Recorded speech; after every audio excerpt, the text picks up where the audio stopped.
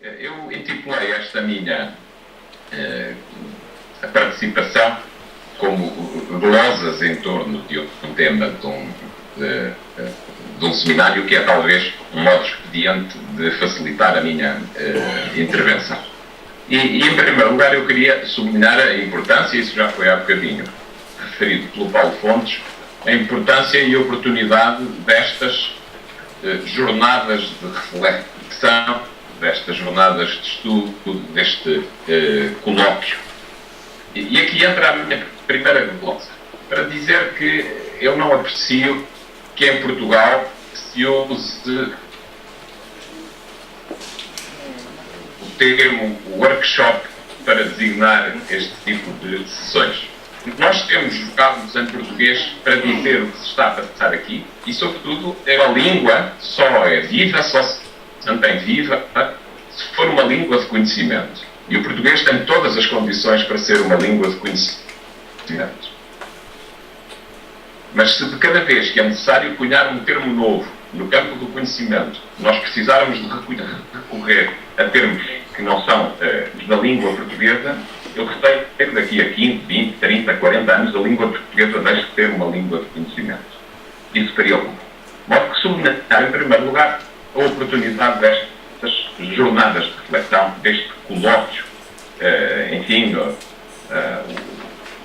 numa obra célebre, o Banquete, traduzida para português, o Banquete de Platão, em bom rigor, esse título seria um colóquio. E um colóquio é um encontro de pessoas que não é o caso aqui, à volta do vinho e da comida, discutem sobre um certo assunto.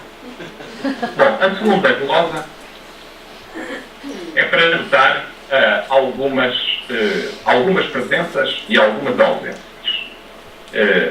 Reporto-me agora a pessoas. Eu não vejo exatamente todas as pessoas que estão na sala. Quero aqui referir-me sobretudo às presenças daqueles que aparecem no programa com comunicações e queria notar, em primeiro lugar, a juventude da maioria dos participantes. E isso é um sinal do enorme potencial. Outra vez, vocês têm já ouvem? Sim. Nós estamos só a tentar tirar a imagem porque a internet está um bocadinho fraca. Sim, porque a imagem vai um bocadinho melhor. Muito bem. Dizia que, ou mencionava alguns daqueles que não estão aqui, não estão nem poderiam estar, porque já não estão entre os vivos, mas que eu creio que são nomes referenciais e que importa recordar hoje. Em primeiro lugar, Charles Watt, pelo seu pioneirismo na abordagem de certos territórios e pela lucidez como procurava visões globais para interpretar os impérios coloniais europeus. Desse ponto de vista, há muitos anos ele abriu já portas que hoje são aquelas que normalmente, eu diria, que estão na moda, são fashion. Já hoje ouvimos falar aí de história global. Boxer esse caminho já há muito tempo. E eu diria que nas interpretações globais ele foi fundamental. Mas também é bom endeusar as pessoas quando se fecha o detalhe, em especial na história religiosa. Notam-se na obra de Boxer várias fragilidades, várias lacunas e muitas imprecisões. É preciso ter muito cuidado quando se analisa a obra de Boxer com algum detalhe no campo da história religiosa. E para mencionar um autor um ausente não estrangeiro, Fortunato Palmeira. Apesar das suas limitações e da obra da história da Igreja em Portugal, a ela me recordo, sobretudo neste momento, apesar das suas limitações, dizia, o seu positivismo e o seu rigor, creio que são ainda hoje indispensáveis para muitas das abordagens que fazemos. Fortunato Almeida continua a ser, para este campo da história religiosa, em muitas áreas, um ponto de partida incontornável. Depois, entre as ausências, queria também notar a não presença neste encontro de alguns autores, eu diria, mais séniores. Em primeiro lugar, João Francisco Marques.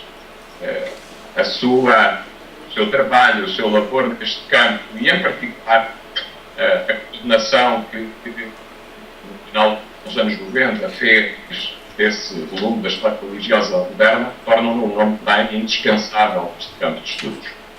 Como, enfim, não me vou referir a eles e a toda a sua obra individualmente, senão não saímos daqui, como José Adriano de Carvalho, Francisco Tencourt, Laura de Alves Souza, Maria de Lourdes Fernandes, Inês do Panó, João Paulo Costa, Luís Filipe Tomás. Enfim, para falar de séniores, digamos assim. Por outro lado, há também um conjunto amplo de estudiosos, todos já consagrados no campo, mas felizmente para todos nós ainda mais jovens do que a geração que eu acabo de fazer referência e que, creio eu, são uma garantia para que no futuro continuemos a ter da parte deles contributos fundamentais neste campo. Refiro-me à Ângela Xavier, ao José Marco, ao Federico Paulo Bates, Marcos, ou ao Bruno Faive, só para mencionar algo. E ainda um terceiro grupo de ausentes que eu diria dos mais jovens, ausências dos mais jovens. E aqui menciono o Aldair Rodrigues, a Poliana Mendonça, a Paulo Neves, o Berto Costa, para explicar apenas um número limitado deles. Para esta simples menção que eu acabo aqui de fazer aos presentes e aos ausentes, permite, do meu ponto de vista, captar um traço sugestivo e que tornou este campo de estudos em Portugal mais aberto, eu diria mais internacional, nomeadamente através da presença de estudiosos espanhóis, brasileiros, italianos, que deram outra dimensão de história religiosa em Portugal e estimularam intercâmbios de perspectivas historiográficas decisivas que muito enriqueceram a nossa democracia nos últimos anos e que se toca também no perfil dos dois organizadores deste encontro, o Hugo e o Jaime, que, como o Jaime há pouco recordou, estudaram ambos no Instituto Universitário Europeu. Tem sido uma escola que, do meu ponto de vista, também tem ajudado a enriquecer a história religiosa moderna em Portugal. Terceira glosa. A terceira glosa é para, enfim, eu gloso sobretudo as palavras de apresentação do programa destas jornadas.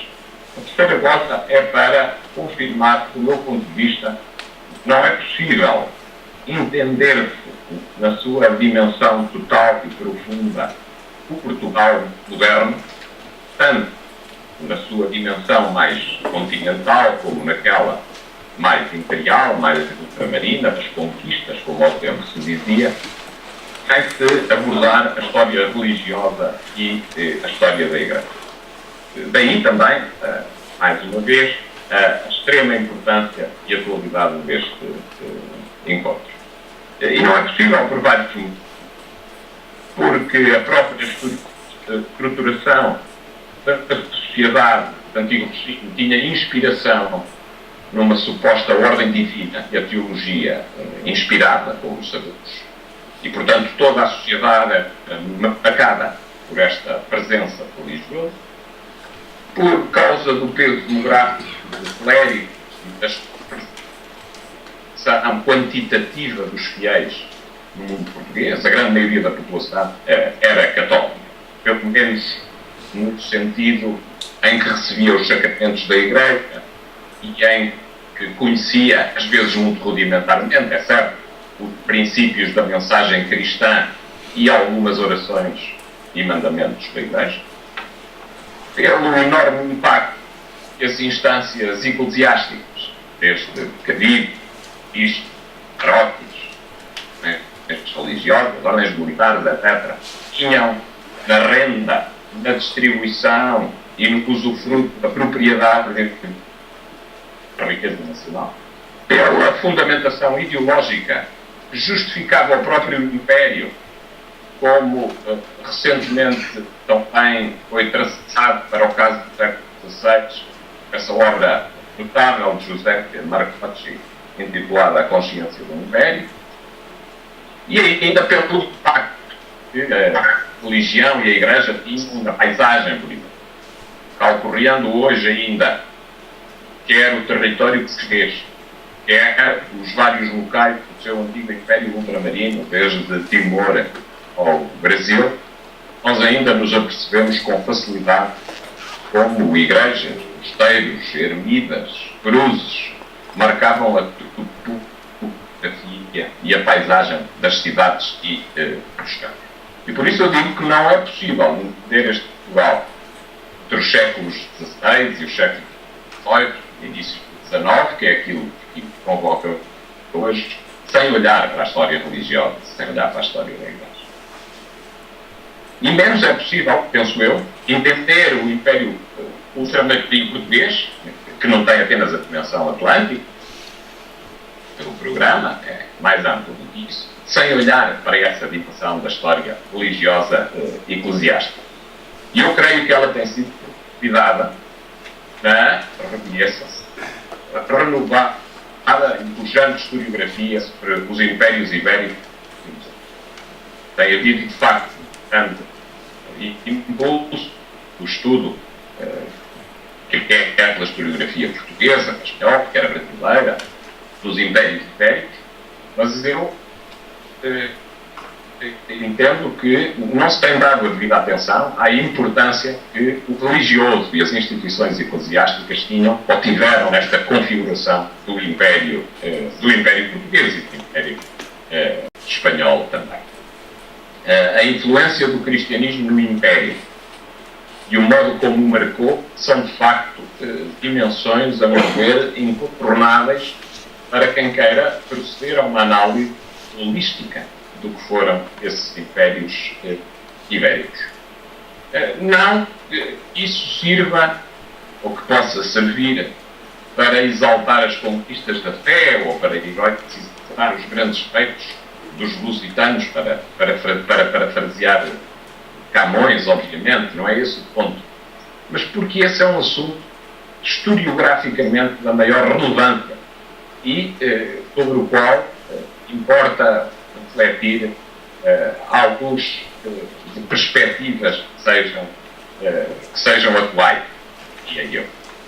Sabendo que este processo de, se quisermos, cristianização ou de transferência dos ideais da Igreja Católica Romana para os territórios do Império teve cronologias muito distintas, o que é um aspecto que nunca deve ser deixado. Já podemos retomar? Sim, sim. Sim.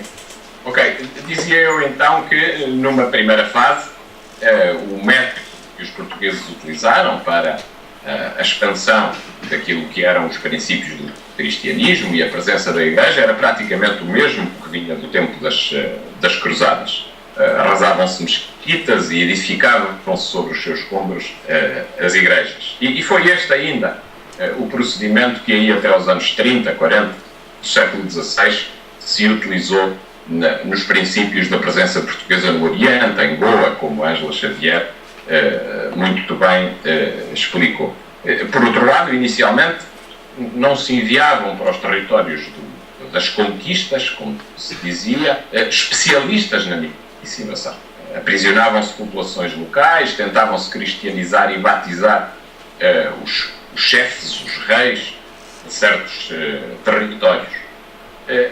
Mais tarde, pelos meados do século XVI, passou-se depois de uma cruzada a uma missão mais evangelizadora.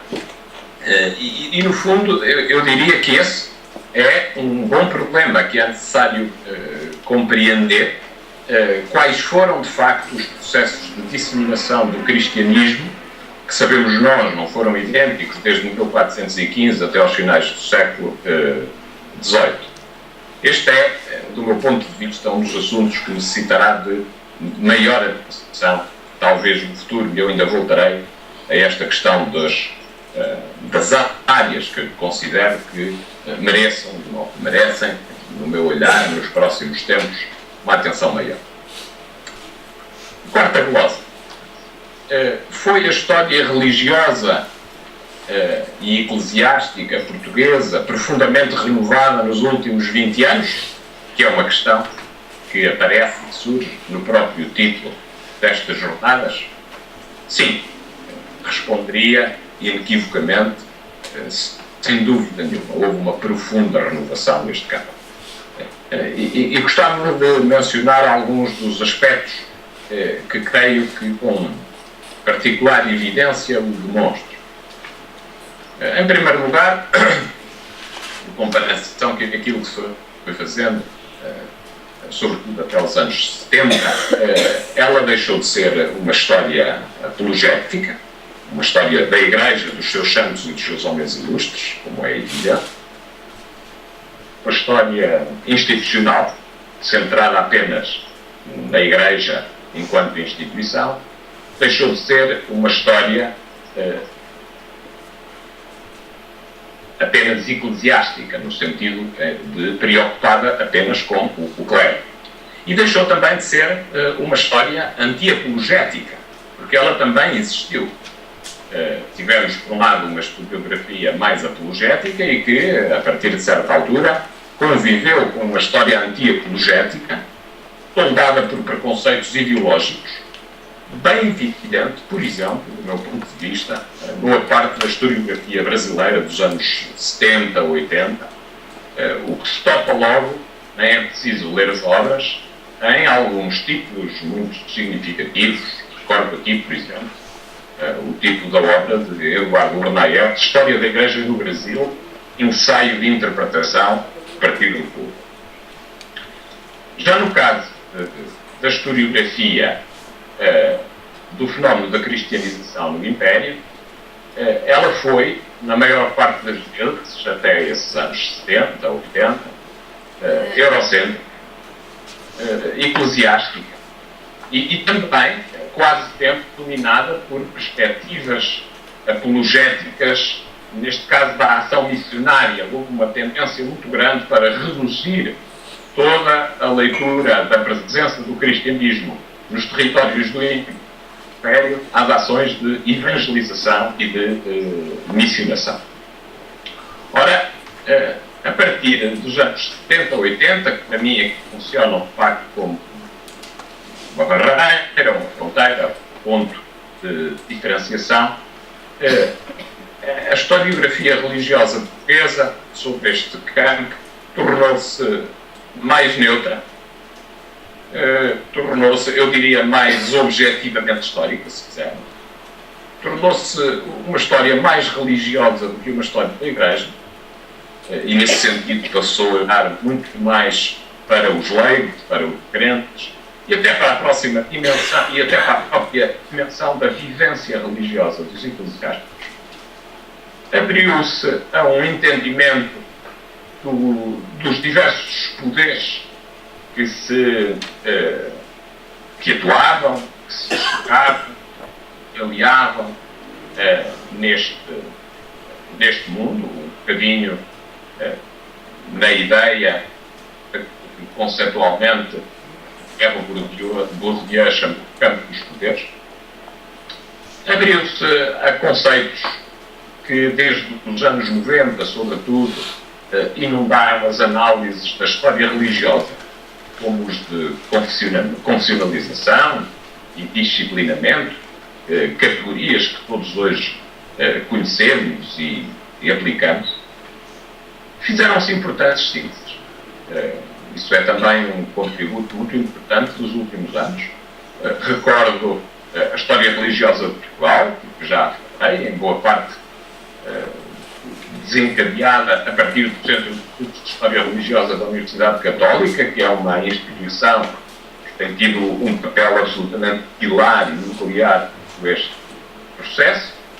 O próprio dicionário de História Religiosa, algumas sínteses em torno da história da Inquisição, por exemplo, e houve uma plétora de produção de estudos de natureza monográfica nos mais diversos campos, e com incursões muito diversas, quer do ponto de vista temático, quer do ponto de vista metodológico, quer do ponto de vista das fontes que têm sido utilizadas.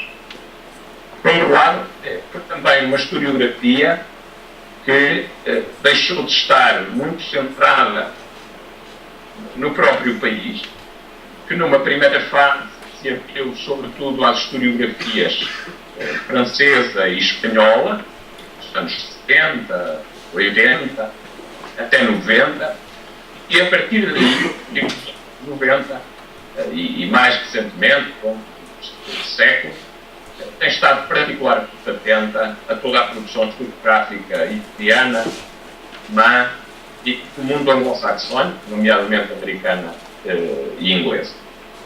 E isto tem enriquecido bastante a produção historiográfica portuguesa neste campo, dando-lhe uma dimensão comparativa que até então, aos anos 70, 80, era praticamente inexistente, a percepção de novas temáticas, a necessidade de reler certas fontes. Eu diria, no fundo, que a grande alteração está aqui, reside nisto. A história religiosa e a história da Igreja abriu-se ao social, ao cultural, à arte, à política. No fundo, tornou-se uma história social, cultural, política, económica e artística do religio. Se quisermos, estamos perante uma visão muito mais holística, muito mais integrada daquilo que foi o fenómeno religioso, e é isso que os historiadores mais recentes têm procurado fazer. Sexta glosa, para ir aproximando do fim, que não quero abusar da vossa paciência. Há ainda muitos territórios por desbravar. As jornadas também procuram chamar a atenção para isto. O Paulo Fontes, há pouco, já deu uma ideia de que, através dos diversos canais, se procura cobrir, ou se procuram cobrir aqui certos campos, e, de facto, um balanço que se possa fazer hoje, há muitos territórios por desbravar. Por um lado, esta tiragem, estas transformações a que nós temos assistido na historiografia religiosa, tem deixado um pouco de lado, talvez por reação, a própria experiência religiosa. A experiência religiosa individual, a sensibilidade religiosa, as formas individuais e coletivas de oração, a história das crenças religiosas. Eu creio que esta é tal uma crítica que os nossos vindores, com pertinência, nos poderão vir a fazer daqui a uns anos. Porque também não devemos presumir que aquilo que agora fazemos é uma espécie de fim da história, é o último grito e que daqui para a frente nada mais vai acontecer. Uma outra área onde eu creio que é necessário ainda investir muito, apesar de trabalhos recentes, como por exemplo o Jaime Ricardo Gouveia, que tem feito progredir esta área. Uma outra área que é preciso desenvolver é a dos comportamentos do clero.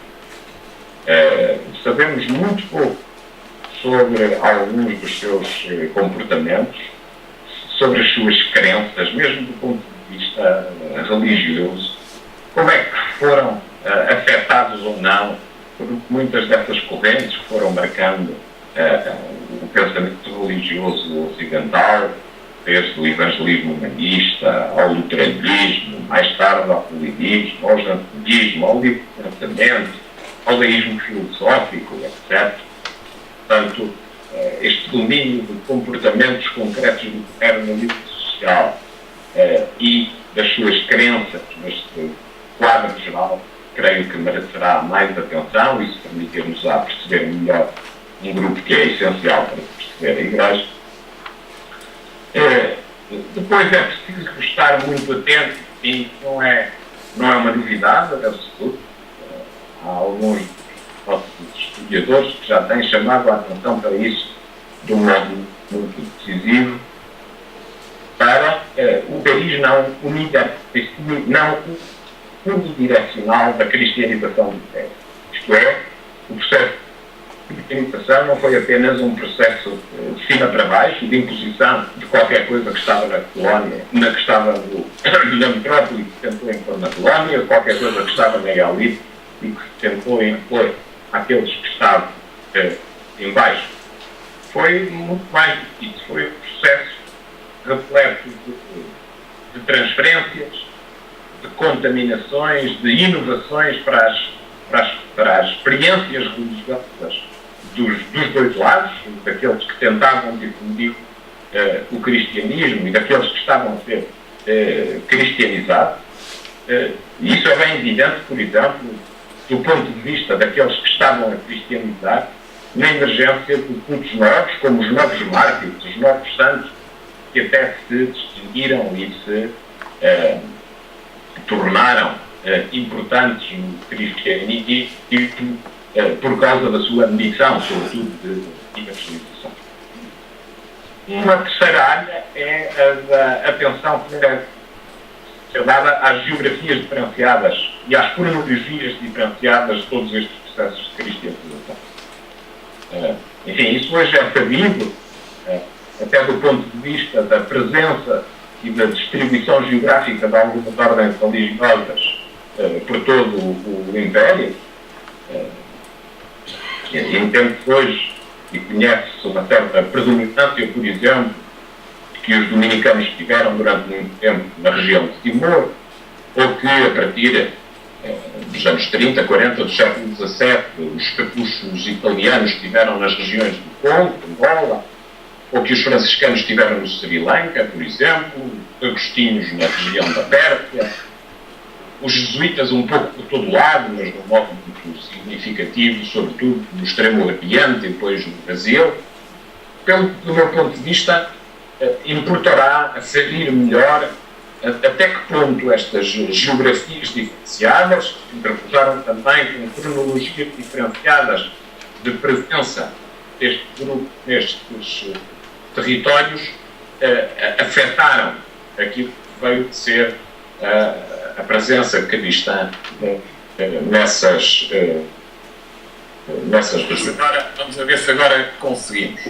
Um outro ponto, sei que no último conseguiram ainda captar, um outro ponto que eu creio que precisa de mais atenção é o do papel dos agentes informais do cristianismo, tanto no reino como aquilo que eu chamo agentes informais do cristianismo, tanto no reino como no Império.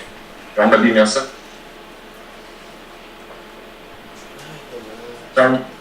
muito pouco trabalhada.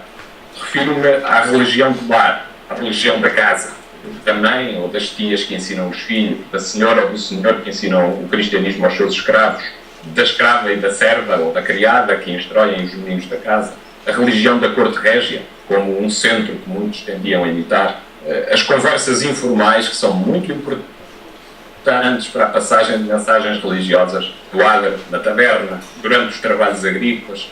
E disto há, por vezes, interessantíssimos traços em muita documentação, sobretudo documentação inquisitorial, que é preciso saber ler, estar atento para entender. Mas uma outra área que tem sido pouco trabalhada nos últimos tempos e que eu creio que precisa de mais atenção é a da ação dos agentes romanos em Portugal. Núncios, legados, Tribunal da Nunciatura, toda essa superestrutura romana que depois tem implicações em muitos dos normativos e em muita da ação da Igreja precisa também de mais atenção. Outro elemento decisivo, enfim, tem alguns estudos, mas do meu ponto de vista eles pecam ainda por muitas imprecisões. Um outro campo que precisa de atenção é a questão da bula da cruzada, do Tribunal da Bula da Cruzada e todas as implicações que esta estrutura tinha na vida do cristianismo, sobretudo do ponto de vista económico. É sabido como depois de Trento, e não é necessário voltar muito a isso neste contexto, se viveu uma religião muito mais disciplinada. Isso foi bem estudado para o reino. E no Império haveria instrumentos, redes de atuação que permitissem aplicar uma política minimamente eficaz de disciplinamento das populações. Acho que é uma questão que merece também atenção. E por outro lado são necessárias, enfim, eu terminaria este ponto com isso, são necessárias visões globais de longa duração e visões problematizantes de todas estas questões. Só elas nos permitirão alcançar perspectivas integrais que permitam pensar e reconstruir e explicar as múltiplas facetas que foi o cristianismo, tanto no reino como no Império. E o que normalmente nós verificamos é que, essa é talvez também uma das críticas que possa fazer, é que, sobretudo no que diz respeito ao Império, os estudos tendem a focalizar-se em áreas geográficas e em cronologias circunscritas. Assim, há uns autores que estudam mais o Brasil, outros mais a Índia, outros mais o Extremo Oriente, agora o Atlântico está na moda, outros mais África, outros Ilhas Atlânticas. Eu entendo que esta metodologia de aproximação a este tipo de estudos tem enormes limitações. Se é certo que é importante, como há bocadinho dizia, fazer abordagens que tenham em conta a geografia e a cronologia de certos processos, essas abordagens não podem estar enquistadas sobre si mesmas, precisam de dialogar com os outros territórios, com as outras cronologias, para podermos ter uma visão mais ampla de todo este tipo de estudos. Sétima glosa, para terminar, os limites. Enfim, muito deste campo tem limites que são limites fácticos, incontornáveis, e eu gostava de o sublinhar. Desde logo, o problema da documentação perdida, que é muito grave em algumas regiões, em África, por exemplo, em boa parte das Ilhas Atlânticas, no Oriente, para Macau, para a China, para Timor, muito pouca documentação existe, sobretudo anterior ao século XVIII. E, portanto, isso é uma limitação muito grave para os historiadores. Por outro lado, raramente há séries e acervos completos dessa documentação. Quando nós olhamos comparativamente para os diversos acervos, nós percebemos isso bem. Enfim, quando às vezes encontramos num território uma enorme quantidade de documentação produzida sobre uma determinada área, sobre um determinado aspecto da atuação da vida da Igreja, percebemos que isso em geral devia existir noutros espaços, noutros territórios, que pura e simplesmente desapareceram, e portanto raramente há séries e acervos completos. E isso tem implicações muito grandes no trabalho historiográfico de cada um de nós. É preciso trabalhar por indícios. É preciso olhar para idênticos processos em zonas distintas para, através da comparação, poder encontrar peças de um puzzle que às vezes localmente, no espaço concreto e no tempo concreto que estamos a trabalhar, falha, sobre o qual não temos peças para o preencher. E isto exige alguma experiência. Não é fácil para um historiador jovem entrar logo neste tipo de dinâmica analítica. Exige alguma experiência, exige alguma paciência e exige também, eu diria, alguma intuição da parte do historiador. É por isso um campo onde não é nada fácil trabalhar. E por outro lado, há outras áreas que nós sabemos que, em geral, enfim, não é só no caso concreto português e aqui dos territórios do seu império, há áreas muito difíceis de sondar no fenómeno religioso. E eu volto a isto. A religião é um território também de afetos e de sensibilidades. E essa é uma paisagem que geralmente é quase invisível para os historiadores. E talvez o único modo de lá chegarmos, nos aproximarmos desses territórios, é através da mediação das representações artísticas do sagrado. Talvez aí se consiga ver, com os olhos da sensibilidade, o que era essa religião dos afetos e das sensibilidades, que é outro dos campos a explorar. Enfim, eu creio que já cumpri o meu tempo. O método escolástico da glosa que utilizei hoje, que vingou durante séculos na Universidade de onde venho, era muito pouco inovador, apesar de dar do glosador uma imagem de sapiência, porque ele era capaz de comentar tudo e mais alguma coisa. Assim foi o que vos disse hoje. Um pouco inovador, mas também um pouco assertivo.